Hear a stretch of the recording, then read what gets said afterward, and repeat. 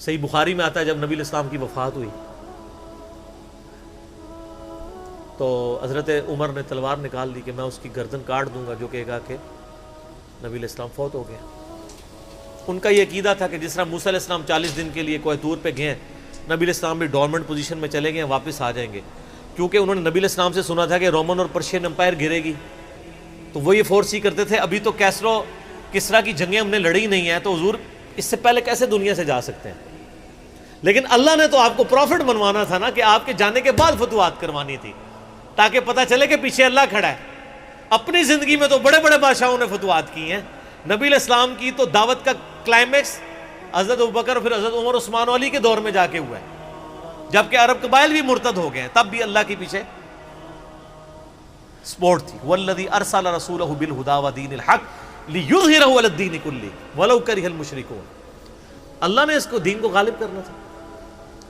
تو بخاری کے الفاظ ہیں، حضرت عمر نے کہا میں اس کی گردن اتار دوں گا۔ حضرت ابوبکر آئے، انہوں نے حضرت عمر کو دیکھا، اگنور کر کے سیدھا حجرہ عائشہ میں گئے، نبی علیہ السلام کے مبارک کفن کو ہٹا کے آپ کے ماتھے پہ بوسہ دیا اور کہا یا رسول اللہ آپ پہ 2 موتیں جمع نہیں کرے گا، ایک موت تو سب کے نصیب میں ہے، اب تو ہمیشہ کی زندگی آپ کو اللہ نے آخرت کی دے دی ہے۔ اور پھر باہر نکلے، حضرت عمر کو کہا کہ عمر بیٹھ جاؤ، حضرت عمر نے بات نہیں سنی، تو حضرت بکر ممبر کی طرف چڑھے، ممبر پہ چڑھے اور لوگوں سے کہا کہ عمر کو اس کے حال پہ چھوڑ دو۔ حدیث کے الفاظ ہیں کہ لوگ حضرت بکر کا ریگارڈ باقی اصحاب سے زیادہ کرتے تھے، حضرت عمر کو تنہا چھوڑ کے لوگ حضرت ابو بکر کی طرف متوجہ ہو گئے۔ پہلے وہ جو سارا میلہ ان کے گرد لگا تھا شفٹ ہو گیا، تو انہوں نے حمد و صلات کے بعد انہوں نے کہا اما بعد فمن کان یعبد محمدا فإن محمد قد مات۔ سر کلیجے پہ کتنا بڑا پتھر رکھا ہوگا حضرت بکر نے جملہ بولتے ہوئے کہ جو محمد کی عبادت کرتا تھا وہ جان لے کہ محمد کو موت آ گئی ہے۔ ومن کان یعبد اللہ، اور جو اللہ کی عبادت کرتا ہے وہ جان لے ان اللہ حی لا یموت، اللہ زندہ ہے، اللہ کو کبھی موت نہیں آئے گی۔ کیا توحید کی تعلیمات ہیں! حضور کی میت کے اوپر حضور کے فضائل نہیں بیان ہو رہے، توحید بیان ہو رہی ہے۔ Point to be noted. کیوں؟ سر پہلے نہیں انسانیت نے رسک لیا، دنیا کا سب سے بڑا شرک ایک پیغمبر کے نام پہ تو کھڑا ہوا ہے، عیسیٰ ابن مریم کے نام پہ۔ نبی علیہ السلام کو عیسیٰ ابن مریم نہیں اللہ نے بننے دیا۔ ایسے تربیت یافتہ وہ صحابہ جو کل تک آپ کے وضو کا پانی نیچے نہیں گرنے دے رہے تھے، آج وفات پہ کھڑے ہو کے فرضی خطبہ دے رہے ہیں۔ جو محمد کی عبادت کرتا تھا جان لو محمد کو موت آ گئی ہے، جو اللہ کی عبادت کرتا تھا جان لو اللہ زندہ ہے۔ پھر آیت بھی پڑھی، صرف فرضی جملہ نہیں بولا۔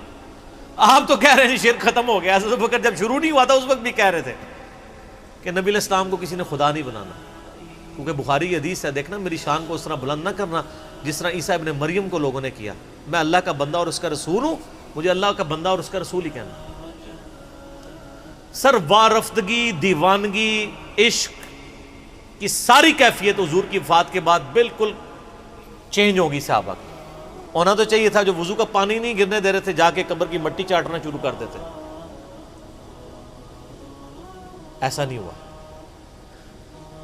وہ تعلیمات کی باؤنڈریز کو کراس نہیں کرتے تھے۔ تو پھر انہوں نے آیت پڑھی، سورہ آل عمران آیت نمبر 144، وما محمد الا رسول قد خلت من قبلہ الرسل افإن مات او قتل انقلبتم علی اعقابکم۔ محمد تو نہیں مگر ایک رسول ہی، اگر یہ فوت ہو جائیں یا دین جو جنگ میں قتل کر دیے جائیں، شہید ہو جائیں، کیا تم دین سے الٹے قدم پھر جاؤ گے؟ جو کوئی دین سے الٹے قدم پھیرے گا اللہ کا کوئی نقصان نہیں کرے گا اور اللہ ثابت قدم رہنے والوں کو جزا دے گا۔ پھر سورہ الزمر کی آیت نمبر 30 پڑھی، انک میت وانہم میتون۔ اے نبی تمہیں بھی مرنا ہے اور ان کو بھی موت آنی ہے، تمہارے مخالفین کو، پھر تم اللہ کے حضور جھگڑو گے، اللہ تمہارا فیصلہ کرے گا۔ یہ سیدنا ابوبکر کی حضور کی وفات کے وقت استقامت تھی۔ پھر جھگڑا کھڑا ہو گیا حضور کو دفنانا کدھر ہے؟ جامعہ ترمذی میں حدیث ہے، سیدنا ابوبکر کہتے ہیں کہ میں نے نبی علیہ السلام سے یہ بات سنی تھی کہ اللہ اپنے پیغمبر کو وہیں پہ موت دیتا ہے جو اس کے لیے سب سے پسندیدہ جگہ اللہ کے نزدیک ہوتی ہے۔ تو حضور کی جو چارپائی ہے نا اس کے نیچے ان کی قبر کھودو، وہاں پہ اللہ نے ان کو موت دی۔ پہلے صحابہ میں رائے نہیں طے ہو رہی تھی کہاں دفنانا ہے۔ پھر سنن نسائی الکبریٰ کے اندر پورا وفات النبی چیپٹر ہے، سنن ابن ماجہ میں بھی موجود ہے کچھ حصہ اس کا۔ پھر لوگوں نے پوچھا کہ نبی علیہ السلام کا جنازہ ہوگا؟ انہوں نے کہا ہاں ہوگا۔ اسی طریقے سے تکبیر کہو اور سورہ فاتحہ اور اس کے بعد درود شریف اور اس طریقے سے 4 تکبیرات پڑھو۔ لیکن ایک فرق تھا کہ نبی علیہ السلام کو پروٹوکول صحابہ نے دیا ہے کہ آپ کی جو جنازے کی نماز ہے نا وہ جماعت کے ساتھ نہیں ہوئی۔ صحابہ نے یہ پروٹوکول دیا کہ حضور کی میت کی موجودگی میں بھی کوئی شخص امامت نہ کروائے۔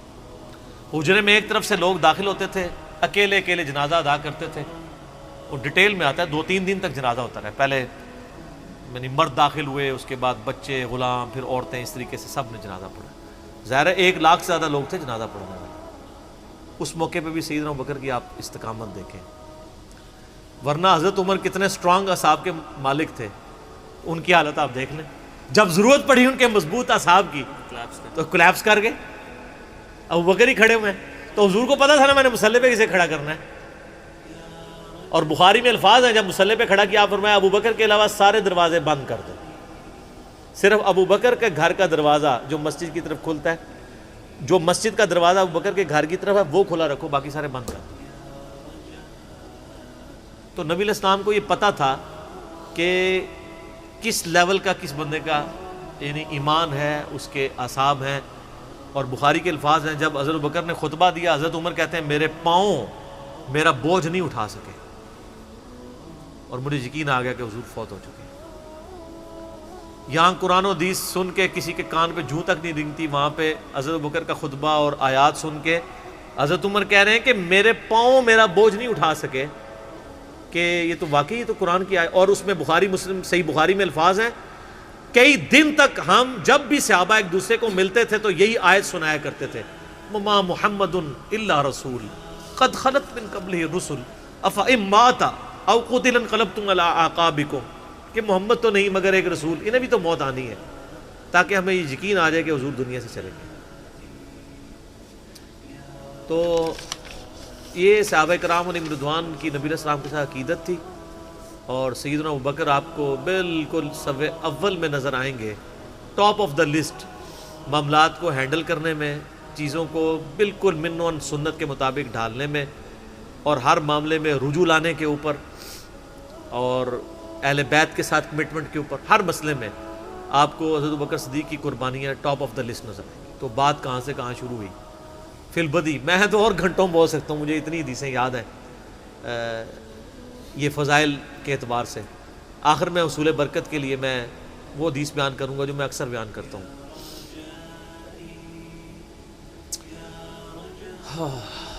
عبداللہ بن عباس رضی اللہ تعالیٰ عنہما کہتے ہیں، بخاری اور مسلم دونوں میں ہے،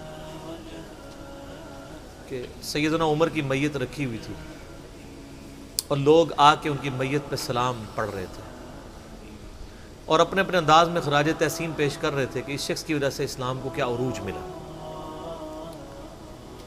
تو کہتے ہیں اتنے میں میں نے محسوس کیا کہ ایک شخص میرے پیچھے آ کے کھڑا ہوا اور اس نے میرے کندھے پہ یوں کونی رکھی، میری پیٹھ اس کی جانب تھی، اس نے کونی میرے کندھے پہ یوں رکھی، اور حضرت عمر کی میت سے مخاطب ہو کے کہنے لگا کہ اے عمر اللہ تجھ پہ رحم فرمائے، تو روئے ارض پہ ان لوگوں میں سے ایک شخص تھا کہ میری بھی خواہش تھی کہ میں ان اعمال کے ساتھ اللہ کے حضور پیش ہوتا، کہ اگر اللہ کے حضور پیش ہونے کے لیے مجھے بہترین اعمال چاہیے تو تیرے اعمال۔